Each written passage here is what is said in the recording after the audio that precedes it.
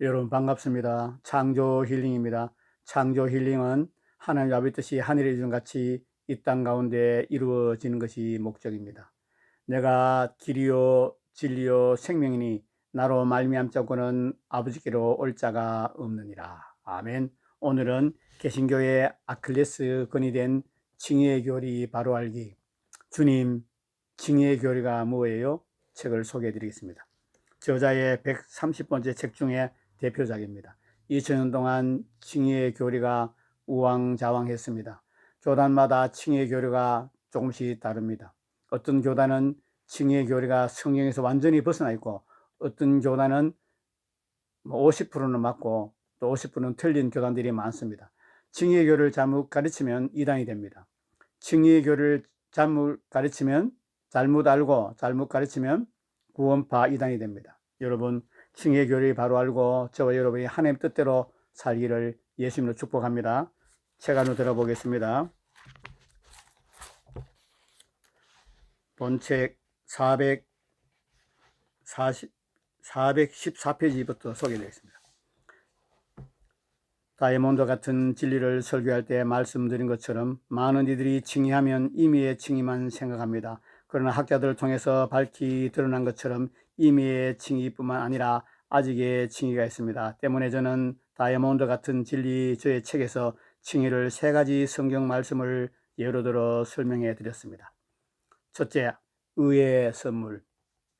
로마서 5장 17절, 한 사람의 범죄로 말미암아 사망이 그 한 사람을 통하여 왕노릇하였은즉 또 은혜와 의의 선물을 넘치게 받는 자들은 한 분 예수 그리스도를 통하여 생명 안에서 왕노릇하리로다. 아멘. 의의 선물은 우리가 예수님을 영접할 때 법적으로 의롭다함을 받음을 뜻합니다. 선물은 값없이 받는 것입니다. 그러므로 이 단어는 값없이 의롭다 하심을 받는 칭의와 잘 어울립니다. 둘째, 의의 열매입니다. 빌립보서 1장 11절, 예수 그리스도로 말미암아 의의 열매가 가득하여 하나님의 영광과 찬송이 되기를 원하노라. 아멘. 의의 선물을 받은 것으로 끝이 아닙니다. 그 뒤에 의의 열매를 맺으며 살아야 합니다. 의의 열매는 칭의의 현재적인 측면입니다. 이미 얻은 칭의의 은혜 가운데 계속 서 있는 것을 뜻합니다. 그리고 선물과 달리 열매는 성령을 힘입어 가진 우리에게 열리는 열매를 말합니다. 아멘. 셋째, 의의 소망. 갈라디아서 5장 5절, 우리가 성령으로 믿음을 따라 의의 소망을 기다리노니. 아멘. 소망은 추억이 아닙니다. 과거, 현실도 아닙니다. 현재 소망은 목표입니다. 미래, 의의 소망은 미래적인 것으로 하나님의 심판대에서 의롭다함을 받음을 뜻합니다. 칭의의 완성입니다. 바울처럼 우리는 이것을 우리의 목표로 삼고 신앙생활을 해야 합니다. 어떻습니까? 이렇게 설명하니 칭의가 한눈에 쏙 들어오지요. 이처럼 의의 선물을 받은 신자도 의의 열매를 맺지 않으면 의의 소망에 이를 수 없습니다. 즉 임의의 칭의를 받은 사람도 믿음으로 살지 않으면 아직의 칭의를 받을 수 없습니다. 그러므로 당연히 칭의의 교리는 견인의 교리를 포함합니다. 아멘.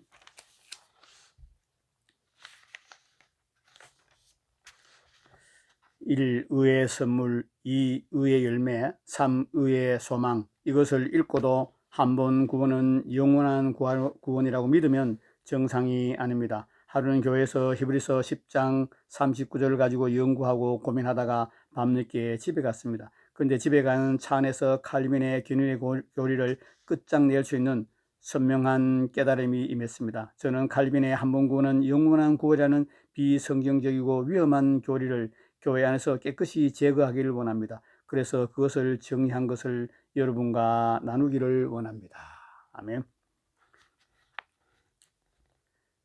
1. 끝까지 믿음으로 살아야 한다. 히브리서 10장 39절, 우리는 뒤로 물러가 멸망할 자가 아니요 오직 영혼을 구원함에 이르는 믿음을 가진 자니라. 아멘. 10분 양보에서 39절이 한 번 구원은 영원한 구원을 지지한다는 칼빈주의자들의 주장을 인정한다 해도 절대로 변하지 않는 것이 있습니다. 그것은 끝까지 믿음으로 살아야 되고 뒤로 물러나면 하나님이 기뻐하지 않는다는 것입니다. 즉 그러면 멸망한다는 것입니다. 39절 전반절이 빼박 증거입니다. 칼빈주의자도 이것이 가정이고 실제로 일어나지 않는 일이라는 단서를 달긴 해도 이 점을 인정합니다. 칼빈주의자들도 이것이 가정이고 실제로 일어나지 않는 일이라는 단서를 달긴 해도 이 점을 인정합니다. 일례로 찰스 스펄전은 칼빈주의 5대 교리를 설교하면서 이렇게 말했습니다. 일단 생명의 길에 들어선 순례자는 계속 그 길을 걸어가야 합니다. 그렇지 않으면 멸망하게 됩니다. 이는 주님께서 다음과 같이 말씀하셨기 때문입니다. 또한 뒤로 물러가면 내 마음이 저를 기뻐하지 아니하리라. 이것은 이미 소개해드린 알버트 반스와 아더 핑크의 말에도 잘 나타나 있습니다. 이처럼 이것은 양 진영이 모두 인정하는 절대 불변의 진리입니다. 그러므로 우리 모두 바울처럼 끝까지 믿음을 지켜야 합니다. 아멘. 한 번 믿음은 영원한 믿음이 아니다. 우리는 끝까지 믿음을 지키고 믿음으로 살아야 합니다. 디모데후서 4장 7절에서 8절 나는 선한 싸움을 싸우고 달려갈 길을 마치고 믿음을 지켰으니 이제 후로는 나를 위하여 의의 면류관이 예비되었으므로 주 곧 의로우신 재판장이 그날에 내게 주실 것이며 내게만 아니라 주의 나타나심을 사모하는 모든 자에게 도니라. 아멘. 그런데 이 위에서 생각해 보아야 할 것이 있습니다. 과연 한 번 믿음은 영원한 믿음일까요? 만일 한 번 믿음이 영원한 믿음이면 한 번 구원도 영원한 구원입니다. 그러나 한 번 믿음이 영원한 믿음이 아니면 한 번 구원도 영원한 구원이 아닙니다. 성경은 이에 대해 뭐라고 말씀하고 있는지 살펴보도록 하겠습니다. 누가복음 8장 13절 바위 위에 있다는 것은 말씀을 들을 때에 기쁨으로 받으나 뿌리가 없어 잠깐 믿다가 시련을 당할 때에 배반하는 자요.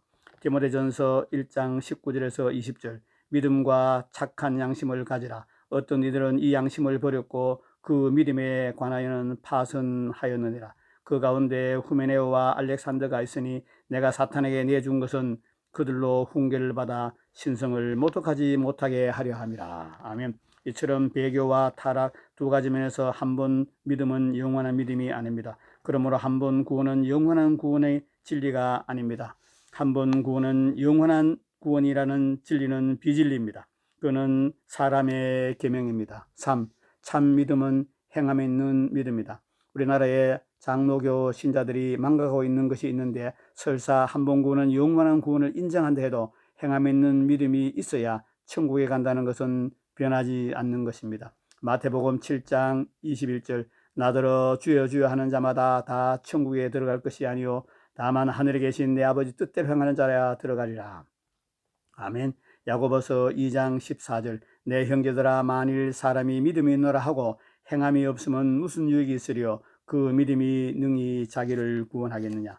이것은 불변의 진리고 로마서 1장 5절과 2장 6절에서 11절과도 일치하는 진리입니다. 모든 학자들이 동의하는 진리입니다. 그러므로 무엇을 통해서도 결코 바꿀 수 없는 진리입니다. 그런데 구원받은 신자는 범죄하거나 타락할 수가 없습니까? 있습니다. 왜냐하면 구원받은 후에도 여전히 자유의지가 있기 때문입니다. 일례로 로마서 4장에 의하면 다윗은 의롭다함을 받은 사람입니다. 그런데 밧세바로 인해 범죄했습니다. 그 후에 다윗은 이렇게 기도했습니다.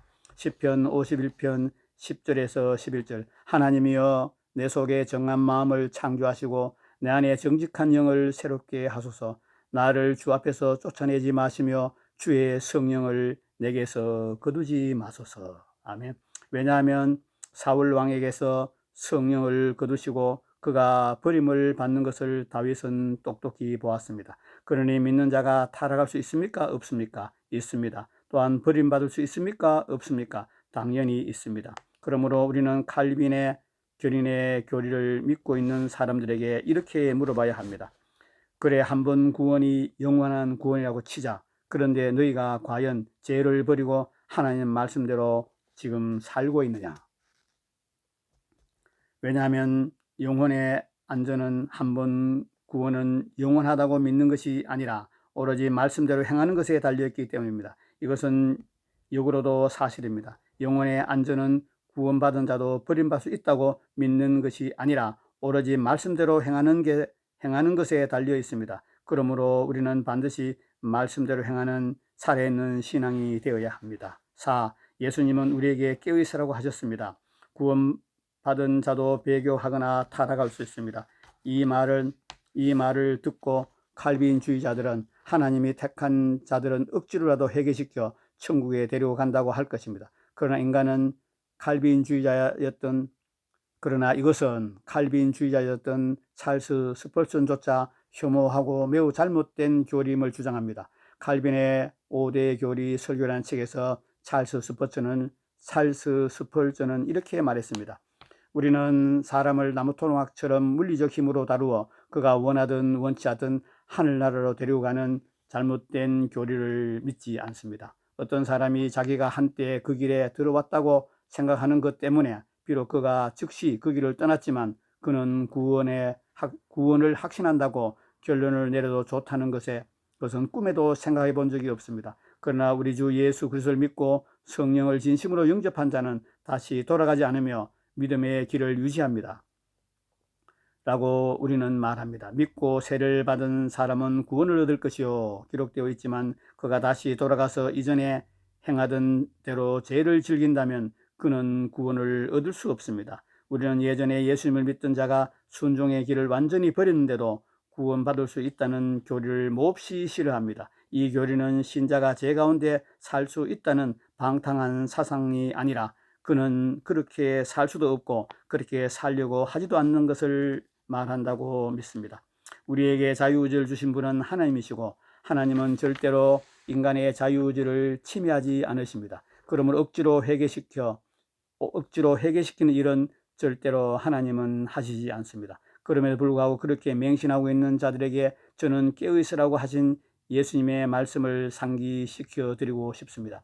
생각해 보십시오. 재림은 전 인류에게 동시에 발생합니다. 그때 하나님께서 모든 신자를 억지로 회개시켜서 깨어있게 하실까요? 당연히 그렇게 하지 않습니다. 왜냐하면 깨어있으라는 말은 명령이지 약속이 아니기 때문입니다. 그날 신자들 중에 깨어있지 않은 많은 이들이 있을 것이고 그들은 버림받을 것입니다. 저는 이것이 하나님께서 택하신 자들을 억지로 회개시켜서 천국에 데려가지 않으신다는 것을 보여주는 확실한 증거라고 생각합니다. 5. 구약시대나 신약시대나 신앙의 시스템이 똑같다. 많은 이들이 구약시대와 신약시대는 다르다는 것을 칼빈의 견인의 교리를 근거로 삼습니다. 그런데 두 시대 다 율법의 행위가 아니라 믿음으로 얻었dam을 받습니다. 또한 두 시대 다 구원받은 자가 버림받을 수 있습니다. 시스템이 똑같습니다. 성경에서 바울은 율법의 행위로 구원받을 수 없다는 것을 설명하기 위해 레위기 18장 5절을 인용했습니다. 갈라디아서 3장 12절 율법은 믿음에서 난 것이 아니니 율법을 행하는 자는 그 가운데서 살리라 하였느니라. 바울은 새언약의 입장에서 이 구절을 보았고 율법주의의 개념으로 인용했습니다. 그것은 정당합니다. 그러나 이 구절 자체는 율법주의가 아니라 신율주의에 대한 말씀입니다. 신율주의란 구약시대의 하나님의 은혜로 구원받은 이스라엘 백성이 율법을 지키며 언약 안에 거해야 궁극적인 구원을 받을 수 있다는 것입니다. 이 구절이 그런 뜻이라는 것은 같은 장 29절이 뒷받침해 줍니다. 이 가증한 모든 일을 행하는 자는 그 백성 중에서 끊어지리라. 이처럼 구원받은 자도 이방인처럼 살면 하나님의 백성 중에서 끊어집니다. 즉 구원을 상실합니다. 그런데 구약시대만 그런 것이 아닙니다. 그래서 예수님은 구원받은 제자들 즉 팔복의 사람들에게 율법의 계명들의 의미를 설명하시기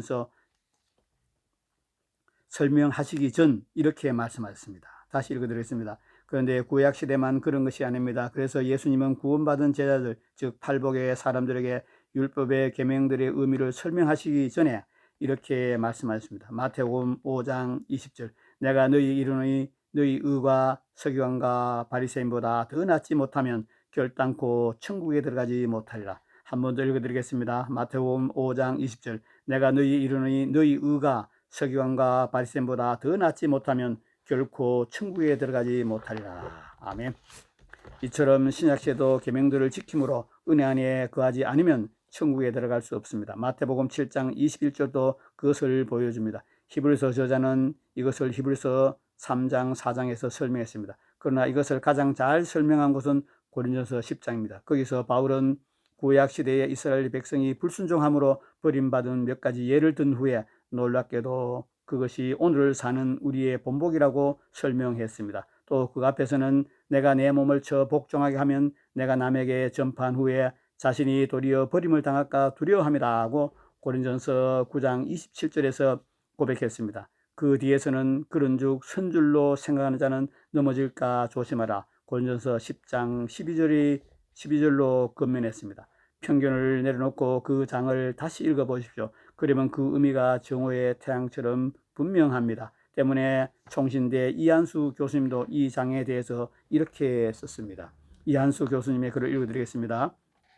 구약과 신약은 분리된 것이 아니다. 여전히 구약의 교훈들은 그리스도를 믿는 신약의 성도들에게도 보다 분명한 의미로 다가올 수 있습니다. 이것이 신약의 성도들이 지니는 축복이요 특권이다. 그러나 이 점을 오해해서는 안 된다. 구약의 성도들은 실패하고 범죄할 가능성이 훨씬 많았지만 신약의 성도들보다 분명한 축복과 넘치는 은혜 속에서 살았기 때문에 그들처럼 실패하고 범죄할 수 없다고 생각해서는 절대로 안 된다.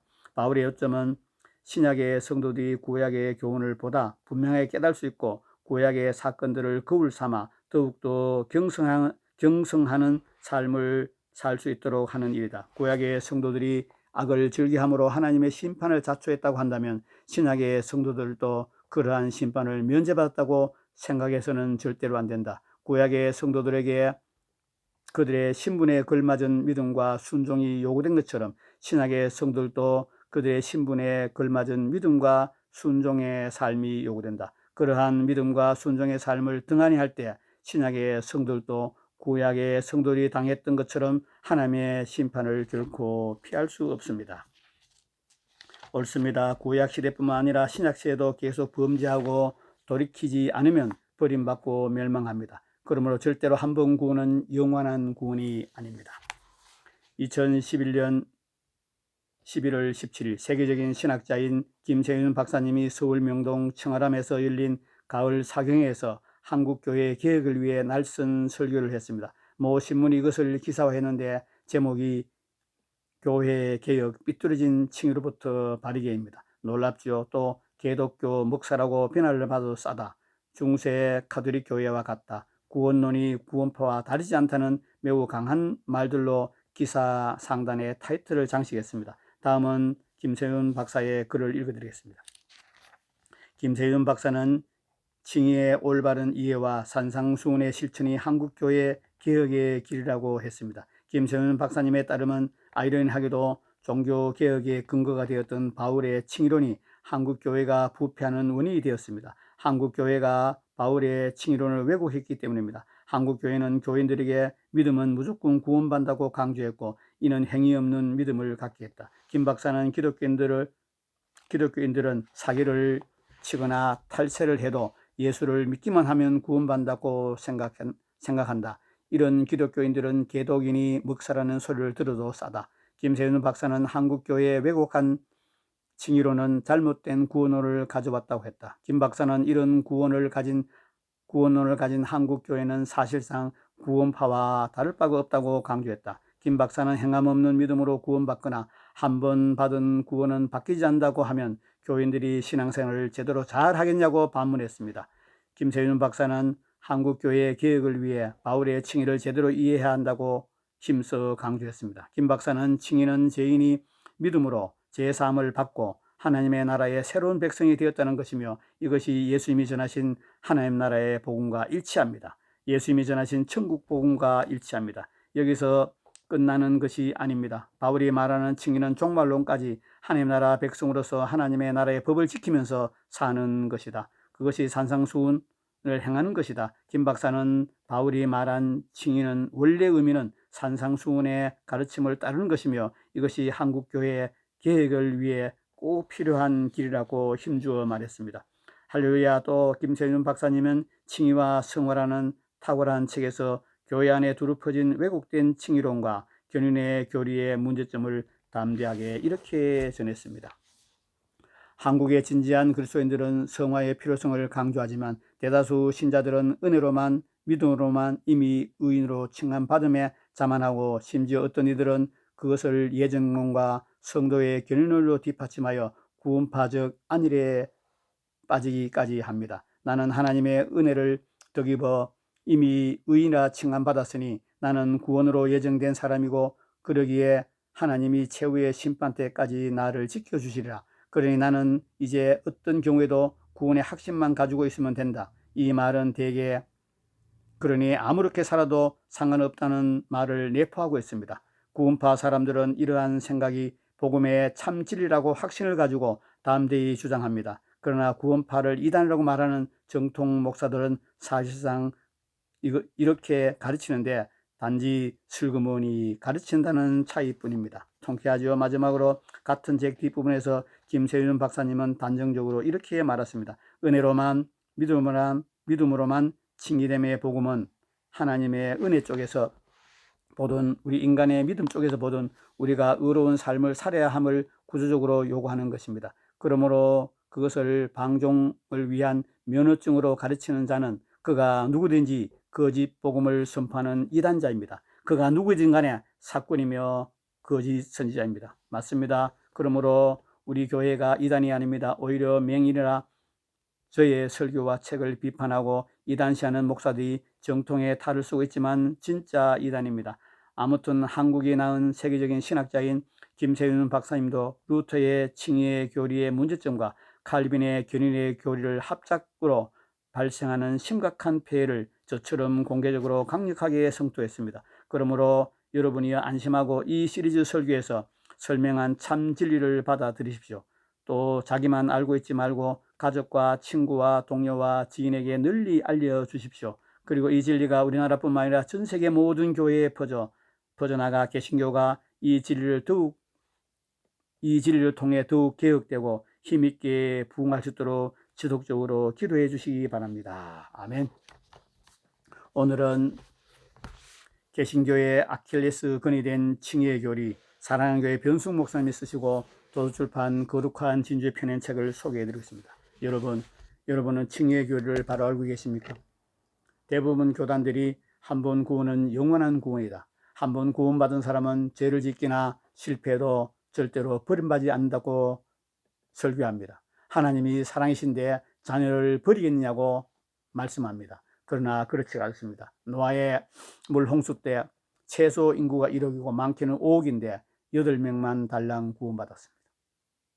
여러분, 12제자 중에 하나인 가룟 유다도 버림받았습니다. 여러분, 수많은 하나님의 사람들이 하나님께 쓰임받다가 버림받고 타락해서 세상으로 갔습니다. 그들은 배교했습니다. 그들은 습관적인 죄에 빠져 구원을 상실했습니다. 성령님이 떠나셨습니다. 성령님은 오래 참으십니다. 그러나 습관적인 죄를 계속 지으면 성령님은 떠나십니다. 성령님은 소멸합니다. 성령님을 근심케 하고 성령님을 대적하고 성령 해방죄를 지면 성령님은 떠나십니다.